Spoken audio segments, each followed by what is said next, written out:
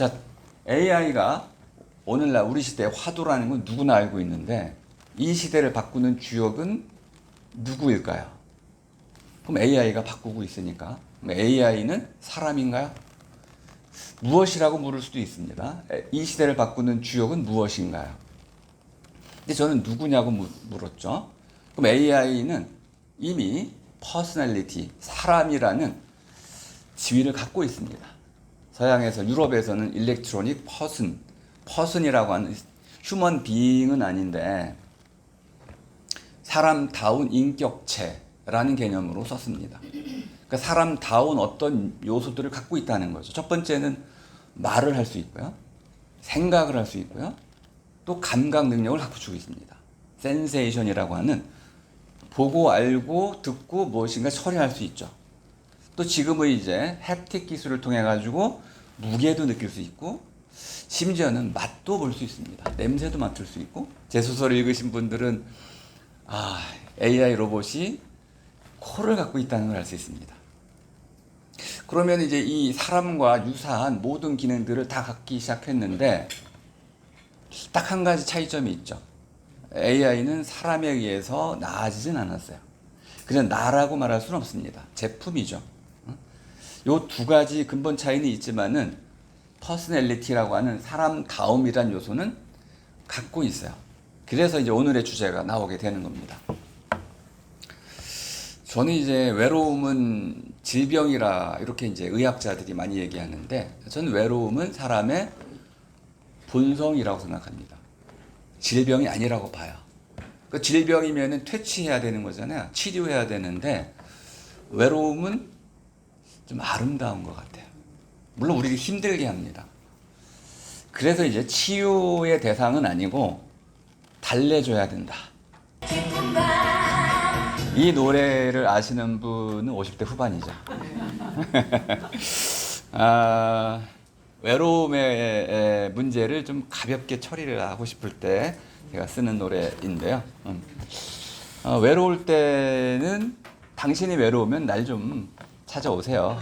내가 좀 같이 벗이 되어줄게. 이런 뜻인데 과연 외로움이라는 거는 함께 하고 싶은 사람이 있어야 돼요.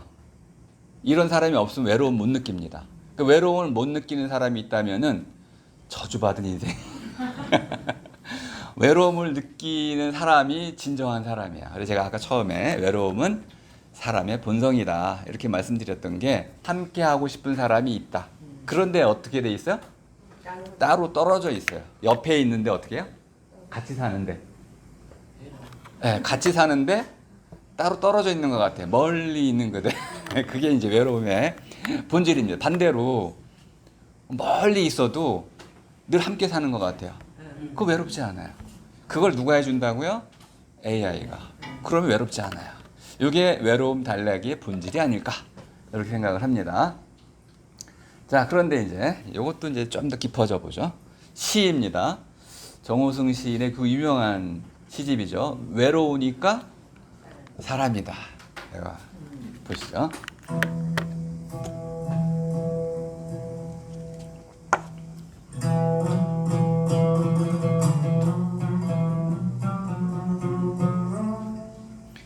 터키 음악입니다.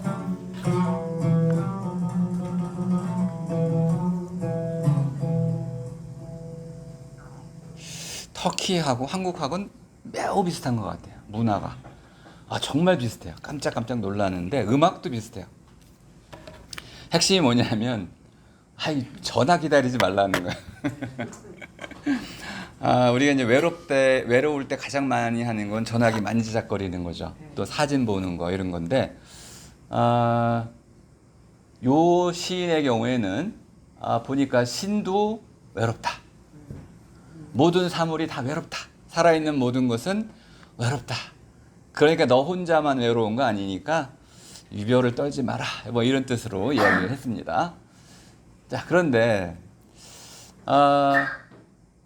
사회적 고립감이라는 연구 논문을 보니까 여자와 남자의 좀 차이가 있었던 것 같아요. 남자들은 외로움을 좀 덜 느끼고 여성들은 외로움을 좀 더 많이 느끼는데 남자가 느끼는 것들은 주로 고립감이라고 보는 거죠. 나 혼자만 있네. 혼자. 여성들은 홀로 이렇게 느끼는 거죠. 아, 혼자 있네. 아, 그럼 이제 약간 남자들은 외톨이보다는 배제당했다. 배제에 대한 두려움을 좀 느끼는 거고요. 외로움을 느끼는 분들은 어떤 거였어요? 함께 있고 싶다. 배제당하고 싶지 않다는 거는 좀 부정적인 감정입니다. 소극적이고. 반면에 함께 있고 싶다는 건 긍정적이고 적극적인 거죠. 뭔가 방향이 좀 달랐습니다. 또 외로움이라는 것은 많은 연구가 되어 있고 심지어 독일 이런 데는 외로움을 질병이라고 분류를 했습니다. 이것 때문에 제가 조금 아까 처음에 외로움은 질병이라고 보기 좀 어렵지 않나요? 근데 질병적 요소는 있습니다. 그리고 외로움 부서도 따로 만들어가지고 외로움을 관리합니다. 한국의 경우에는 고독사 이런 것들을 관리하는 거랑 비슷하다고 보시면 되겠습니다. 여기 보니까 여기 하나에 묘한 이름이 하나 나왔습니다. 외로움은 신체적인 어떤 증상을 하나 갖고 있군요. 그래서 이거 보면 아드레노, 메둘리노라는 아드레날린이란 말은 아실 겁니다. 아드레날린 막 그냥 활력을 넘치게 만드는 그런 건데 요 호르몬 일종입니다. 이것이 호르몬 일종인데 이것이 많아지고 그러면은 막 긴장하게 되고 심박수가 늘어나게 되고 해가지고 심혈관계에 큰 압박을 가한다고 그럽니다. 이걸 낮출 필요가 있다. 보통 우리가 왜 오래 살려면 어떻게 하라고 그래요? 숨을 천천히 쉬라고 그러죠. 숨을 천천히 쉬려면은 분노하지 말아야 된다 이럽니다. 분노하면 막 호흡이 가빠지고 그러는데 초연해지고 또 웃고 그러면은 심박수 떨어지고 호흡을 천천히 하게 돼서 오래 산다고 이렇게 얘기하죠. 기본적으로 외로움을 질병으로 보는 하나의 인식이 생겨나고 있습니다. 자, 제가 잘 아는 걸로 한번 설명을 드릴 텐데 외롭다의 외는 제가 무리즘이라는 생명의 본질로부터 떨어져 나와서 혼자 있는 거. 근데 혼자는 격리, 수적인 개념입니다. 하나, 둘, 셋 할 때 하나란 뜻으로 이해하시면 되겠습니다. 하나. 그러니까 혼자라는 거는 혼자 있다는 거야. 근데 가끔은 그렇죠. 뭐 혼자 있기 좋아하잖아요. 자유로우니까. 네. 방을 혼자 쓰고 싶죠. 혼자 쓰고 싶죠. 자유로우니까. 그러니까 혼자라는 게 항상 외로운 건 아니에요. 혼자라는 거는 가끔은 우리에게 자유도를 높여줍니다. 자, 그런데 지금 이제 논의하려고 하는 거는 저 외롭다의 외가 도대체 무슨 뜻일까? 고라는 말을 살펴보니까 외로울 고라고 우리가 옮겼습니다. 근데 고는 원래는 오이를 뜻하는 겁니다. 오이. 오이를 뜻하는 글자인데 그래서 오이가 왜 이렇게 생겼잖아요. 참외도 이제 오이의 한 종류인데 이렇게 그러면은 오이는 따로 혼자 있군요. 이게 외로운가요? 오이의 본질인데 이게. 그런데 이렇게 한번 보면 포도하고 비교해 보니까 오이는 외로움의 대상이 상징이 될 수도 있겠구나. 그러면 고독할 때 독은 무슨 뜻일까요? 독이라는 거는 개를 뜻하는 글자군요. 근데 어떤 개를 뜻하는 거냐면 요 놈이 꼬리를 감추었어요. 요런 개를 뜻하는 게 독입니다. 그러면은 이런 잘못을 저지른 거죠. 죄를 저질러 가지고 또는 무리에 쫓겨났거나 이렇게 혼자 쓸쓸히 다니는 이제 레드독이라고 하는 유명한 개 이름인데 이 레드독이 이제 혼자 방황을 하게 됩니다. 근데 이때 떠나는 게 누구냐면 자기가 사랑하는 주인을 따라다녀요. 그래서 막 전 세계를 누비는 방황의 길을 가게 되거든요. 이게 독의 개념입니다. 독이라는 거는 무리 짓는 한 무리에서 누군가 똑 떨어져 나왔어요. 근데 그 무리로 돌아가고 싶은데 죄를 졌어요. 못 돌아가요. 또 어디 있는지 모르겠어요. 혼자 방황하는 상황. 이것이 외로움의 본질이 아니겠는가. 그래서 일단 외로움은 짝이라는 개념을 상정을 할 필요가 있겠다. 무리지음. 짝이라는 개념을 상정을 하면은 짝을 여의다. 여의다도 결국은 외로움입니다. 여였다.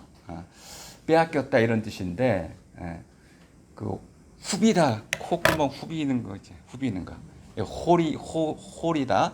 이것도 이제 홈 어떤 파놓은 홈 이것도 이제 다 오비다 오이다에서 왔는데 오이의 어원이 오이입니다. 오이라는 말에서 이렇게 생긴 모양을 본뜨기도 하고 긁어내는 모양을 본뜨기도 했는데 어쨌든 이 짝을 여의고 쓸쓸해야 돼요.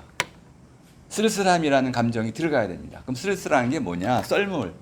썰물이라고 이해하시면 됩니다. 썰물은 밀물은 밀려오는 거죠. 썰물은 끌려 나가는 건데 썰다가 끌다라는 뜻이야. 끌다. 그러면 이제 누가 끄느냐? 달이 끄는 거죠. 바닷물을 달이 끌어내면은 쭉 빠져나가죠. 어떤 나름대로 밀려왔던 거, 사랑의 감정이 쭉 쓸려 나가가지고 뭐처럼 됐어요? 황무지처럼. 이런 상황. 짝이 있었고, 짝이 떠나고 멀리 있고, 마음도 안 주고, 가까이 있든 어쨌든 쓸쓸하게 느껴져요. 첫 번째고, 두 번째는 혼자 있는데, 나를 무시하는 사람도 없고, 뭐, 그런데 중요한 건 내가 경제적으로 어렵고, 날 돌봐주는 사람이 없어요. 그러면 이제 혼자 멀리 떨어져 있는 외딴 곳에 갇혀 있는 것처럼 느껴지게 됩니다. 이런 것이 이제 외로움의 낱말 뜻인데, 그럼 이제 그 다음 단계로 넘어가야죠. 그 외로움의 뜻매김은 무엇이냐? 제가 하는 작업들이죠. 뜻매김은 일단 왼쪽 오른쪽 할 때 왼이 있는데 오른쪽은 올이라는 거는 제대로 돼 있다 이런 뜻입니다. 올 제대로 된 거. 올 한울을 이렇게 되고 올인데 끊어지지 않고 제대로 연결되어 있는 건 올입니다. 그러면 올에 붙어가지고 같이 돌아가는 건 왼입니다. 그러니까 왼이라는 거는 오른쪽에 기둥이라고 하면은 오른이 기둥이라고 하면 기둥에 붙어서 함께 돌아가는 거. 그러니까 오른손이 주역이면 왼손이 함께 보조가 되는 거. 이것이 왼이란 뜻입니다. 근데 이것이 오른손을 잃어버렸어요. 그러면은 한쪽만 남았죠. 또 하나 문제가 되는 게 그러면은 외우다라는 건 어떻게 될까요? 외로우다라는 것은 결국은 혼잣말 하는 것처럼 이해하시면 되겠습니다. 서로 주거니 받거니 대화, 오거니 가거니 하는 이런 대화는 없어지고 혼자 독백처럼 이루어지는 거, 이것이 외우다가 되겠습니다. 뭐 낱말 뜻은 이렇게 해가지고 핵심이 뭐냐? 외로움에는 단짝이 있었는데 이 단짝이 떨어져 나갔다. 이런 뜻으로 한번 이해하셔야 되고요. 그럼 나는 남겨진 짝이 되네요. 홀로 기둥이 되면 상관이 없고요. 그러니까 주체성 있게 살아가시면 되는 건데 주체성을 잃어버리고 나는 남겨졌어. 그래서 떠난 사람을 그리워하고 쓸쓸해. 이럴 때 이제 외로움이 생겨난다는 겁니다. 외로움이 생겨나는 이유를 금방 알 수 있습니다. 그 외로움이라는 것은 쓸려간 사람에 대해서 그걸 놔주면 되는데 놔주고 못하고 계속 붙들고 있다 보니까 나는 이 자리에 있고 상대방은 멀리 점점점 멀어지고 있고 이것이 너무나 쓸쓸하게 느껴지면 그때 외로움이 생겨난다. 이렇게 보시면 되겠습니다.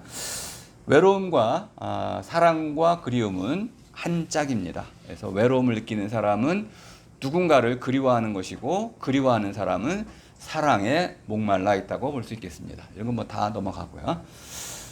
그리고 이제 외로움이라는 것은 근본적으로는 놀이의 경험으로 이해하셔야 됩니다. 외로움이라는 것은 어릴 때 소꿉놀이 이렇게 이해하시면 되겠습니다. 놀이라는 것은 목적이 노는 거예요. 놀이해가지고 돈 버는 건 아니고 만일 놀이해가지고 돈을 벌기 시작하면은 그 놀이는 사업이 됩니다. 노동이 되죠. 그러니까 놀이 그 자체가 목적이 됐을 때 진정한 놀이가 되고 순수한 마음으로 사람을 사귀었어요. 순수한 마음, 진정한 사랑. 그랬을 때 이 사람이 떠나면 잊을 수가 없는 거죠. 거래 관계로서의 사랑이 아니고 진정한 사랑, 진정한 그리움. 이랬을 때 외로움이 싹트게 되고 그 본질에는 함께 놀고 싶다. 그 사람과 그이와 함께 놀고 싶다. 그런데 지금은 놀 수 없고 나 혼자 있구나, 따로 놀고 있구나 라는 이러한 감정이 생겨났을 때 놀이라는 개념에서 놀다라는 것은 날다와 연결되어 있습니다. 놀이를 하면서 우리는 고향이 돼요. 그러면 이제 놀이를 많이 놀수록 돈을 벌지 못해도 즐겁고 고향이 되고 내가 굉장히 훌륭한 사람이 되는 것처럼 느껴집니다. 그랬을 때 그런 걸 많이 느끼게 되는데요. 여러분도 다른 방식으로 느끼게 될 겁니다. 이 달래다라는 말은 아마 여러분이 잘 이제 어원 같은 거 생각 안 해보셨을 텐데 달다라는 말에서 시작이 됐습니다. 근데 여기 이제 온 아라고 아래아를 찍어야 됩니다.